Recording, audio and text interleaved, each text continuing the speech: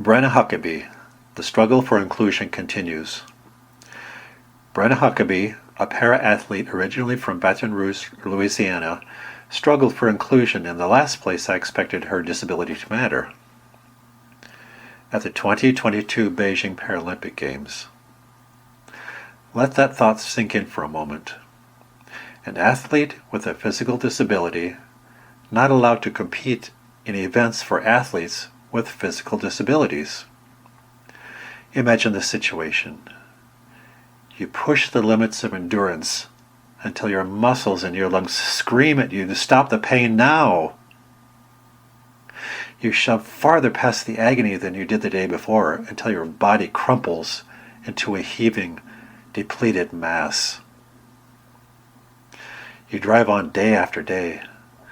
Distance and time keep the soothing balm of loved ones' hugs from relieving your throbbing limbs and your aching heart. But you don't dare give up, because you feel a deep-seated need to grasp the best possible performance. You essentially stop your whole life to shape yourself into an elite competitor. Elite enough to make it to the Paralympic Games.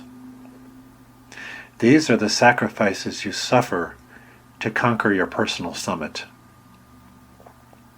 Then, the International Paralympic Committee says there's no place for you. The reason given? There are not enough athletes in your classification to make for a viable competition. Brenna falls into the LL1 classification, which means above-the-knee amputation. She petitioned the IPC to let her compete in the LL2, or the below-the-knee amputation classification. This practice, called competing up, allows athletes to go up against less disabled rivals. Brenna knew this would put her at a competitive disadvantage. She did it before, and she outperformed her less impaired opponents. Brenna's petition to compete up was denied. She took her case to court, and the judge ruled in her favor just weeks before the Beijing Games. Brenna's ordeals paid off. She savored the victory of her long efforts when she won a bronze and a gold medal in her snowboard events. At the opening ceremony of these same Paralympic Games, IPC President Andrew Parsons described the Paralympics as an organization with inclusion at its core, where diversity is celebrated and differences embraced. When I heard Brenna's story, I thought her initial exclusion from the Games contradicted the inclusive spirit of the organization. And this was Brenna's point. After returning home, she spoke about her case with Tanya Simpson of ESPN. I've included here portions of Brenna's statement.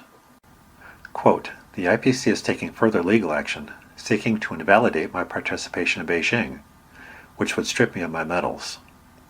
The classifications based on impairment exist to protect athletes and create an equal playing field. But we were not asking for protection. We were asking to compete, even at a disadvantage. It's difficult to find people with significant disabilities to do the sports that we're doing, so it's as though we're being punished for being more disabled. I've gone through a lot of personal growth, learning how to use my voice and speak out. I was always scared to stand out or go against the grain, and I worked on that for 4 years. I knew this fight was bigger than myself. I knew if I was successful, it would help encourage other people with disabilities to use their voices and speak out. I'm really proud of this fight for myself, for the future, for inclusion, for the sport, for people with disabilities." End quote. In another ESPN interview, Brenna summed up her feelings on inclusion this way. Quote, "There is always more work to be done, and I hope that this reminds adaptive athletes and the disabled community more broadly to never give up on our fight for inclusion." End quote. Brenna's ongoing legal dispute proves that the struggle for inclusion continues. Like an elite athlete who refuses to give up despite the grueling demands of training and competition, Brenna refuses to give up on the right of inclusion, for herself and for others. What do you think of Brenna's case? Should she accept the IPC's prerogative to eliminate classifications due to limited participation? Should she continue her activism on behalf of people with disabilities? Is it worth the effort? I'd like to know your thoughts, so leave a comment below.